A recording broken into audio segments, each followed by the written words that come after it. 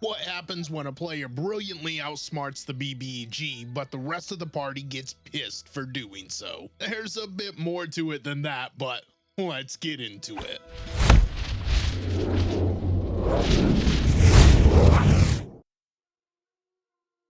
This happened about 10 years ago when I was in a rather epic campaign played over the course of about 2.5 years in a persistent setting. The plot: an incredibly powerful Dracolich imbued with an aspect of an evil god tried taking over the world with his undead armies. It was my first campaign with these guys, but it was awesome. The GM knew how to capture our hearts and feelings, amazing roleplay ensued, memorable moments happened and all. I played a female wizard, the others were mostly martial characters. Due to the nature of our enemy being magical, there was quite a spotlight on my character, as I was the only one really trained in the skills to research this. Also, a few other predicaments happened that I was able to solve with unforeseen use of my magical spells, which might have made a few of the other players feel uncomfortable. Now, during the campaign, over the course of these 2.5 years real time, we forged alliances and obtained weapons to use in the climactic battle against our enemy and his undead hordes, all while also researching his origins and bond to the god. While doing the latter, it turned out in all likelihood his link to his god was so strong, he may just turn out to be completely invulnerable. In all of our combined efforts to defeat him, the planning, the fighting, the blood, the sweat, it might have all been for nothing. Our research was not entirely conclusive, but it might be possible to cut the link with the evil god before the battle begins by transferring the link upon yourself. This would, however, involve making a pact with the evil god and selling your eternal soul, which of course was out of the question for all the god-fearing characters. That is, all characters except my wizard, but I was unable to tell my comrades my plans, as they would have surely slain my character on the spot for even thinking about it. So I talked with the GM in private and he was thrilled by the idea. He ran a solo session in secret with me about forging a pact with the evil god, and I prepared some sequestered spells for use during the battle. The day of the combat came and armies of tens of thousands joined side by side in the fight to defeat the Dracolich and his armies. During the epic battle with the hordes, our enemy made his appearance. Working together and with the valiant effort from the entire party, we were able to successfully bring him down to the ground. Even with him being a much easier target, we were not actually dealing any kind of significant damage to him. That's when my wizard invoked the pact she made during the previous night to take the aspect of the demon upon herself. It worked, stripping the Dracolich from his tether with the evil god. The aspect was transferred to my character in a literal light show of special effects, and almost as expected, all my former friends turned around and targeted my character with their strongest attacks. This is when she invoked the sequestered spells prepared beforehand, as a wall of force separates her from her former allies. Able to hide behind a force wall without disruptions, she's able to open a doorway and teleport to safety, the evil god's aspect still inside of her. The Dracolich and his armies fell swiftly after that, but the former friends of my character swore revenge on her for betraying them. All in all, an amazing campaign, and in the end, the heroes saved the day, and my old character, now a possible future antagonist, surely soon to be overpowered by the god's influence, ruled over newly resurrected undead somewhere far, far away. So, that was that. And we adjusted our focus to the start of a new campaign. I rolled up a new character, a roguish non-spellcaster this time, as I didn't want to be the focus yet again. When we met for the first session of our new campaign, the other players gathered and let me know that they decided I will no longer be a part of this group, nor any other group any of them played in. Their reason being, I had shown my true colors by forging a pact with their enemy, so they would never be able to trust any character I played anymore.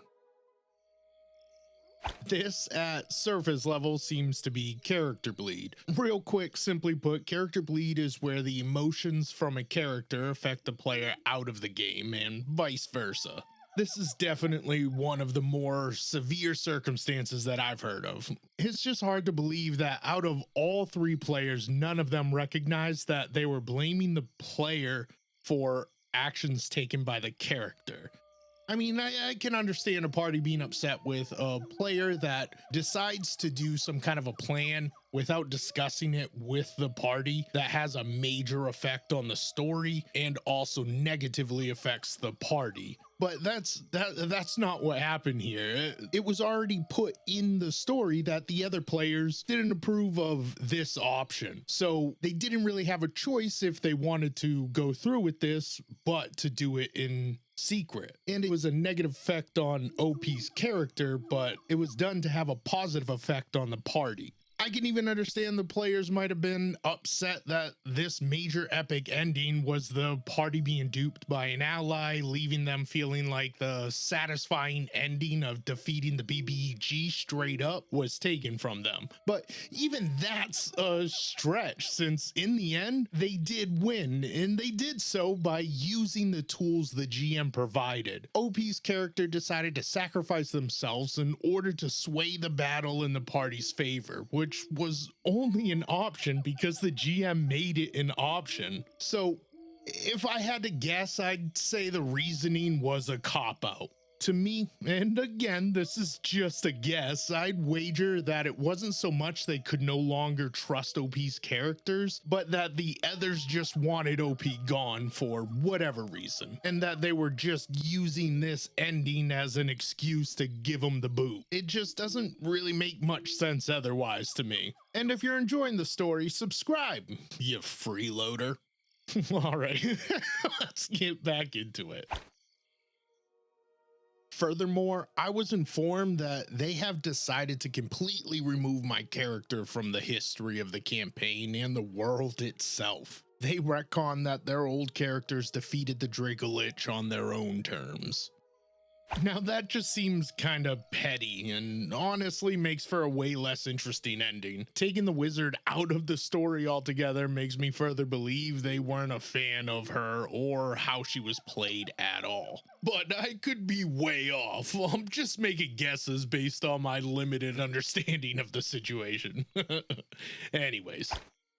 The GM later told me in private that he was outvoted by the other players and that he really loved what I did. In fact, it would never have been possible for all of our combined efforts to take the Dracolich down had I not done this. There originally were other ways to defeat our enemy, but we did not go those routes for various reasons.